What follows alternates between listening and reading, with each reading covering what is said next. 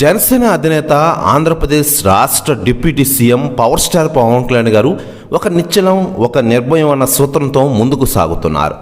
తాను తీసుకునే నిర్ణయాలను నిర్భయంగా ఆయన వెల్లడిస్తున్నారు.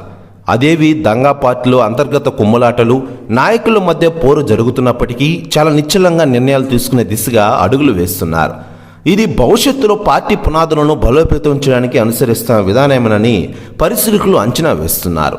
సాధారణంగా ఒక పార్టీ అభివృద్ధి చెంది అధికారాన్ని పంచుకునే స్థాయిలకు వచ్చినప్పుడు క్షేత్రస్థాయిలో కొన్ని ఇబ్బందులు, వర్గపోరు, పదవులు ఆశించేవారు పెరగడం వంటివి కామన్గా జరుగుతున్న విషయం మనకందరికీ తెలిసిందే. కొన్ని అనివార్య కారణాల వల్ల ఎన్నికల సమయంలో ఇతర పార్టీల నుంచి అభ్యర్థులను చేర్చుకుని టికెట్లు ఇచ్చారు. ఇప్పుడు నామినేటెడ్ పదవి విషయంలో కూడా తమకు న్యాయం చేయాలన్నది వీరి డిమాండ్గా చెప్పుకోవచ్చు. ఇకపోతే ఒక నిర్భయమైన వాతావరణంలో తాను రాజకీయాలు చేస్తున్నారనే సంకేతాలు పంపించారు పవన్ కళ్యాణ్ గారు. ఇక ఇదిలా ఉండగా పవన్ కళ్యాణ్ గారి గురించి చాలామంది స్పందించిన విషయం తెలిసిందే. ఇక లేటెస్ట్గా అందుతున్న సమాచారం ప్రకారం డిప్యూటీ సీఎం పవన్ కళ్యాణ్ గారితో భేటీ అవ్వడానికి ఆంధ్రప్రదేశ్ మాజీ సీఎం జగన్ గారు రెడీ అవుతున్నారట.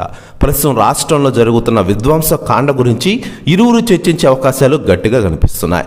ఈ భేటీ దేశ చరిత్రలోనే సంచలనం సృష్టించబోతోంది. అయితే దీనిపై అధికార ప్రకటన రావాల్సి ఉంది. ప్రెస్ న్యూస్ కూడా తెగ వైరల్ అవుతోంది ఆంధ్రప్రదేశ్ రాష్ట్ర రాజకీయాల్లో.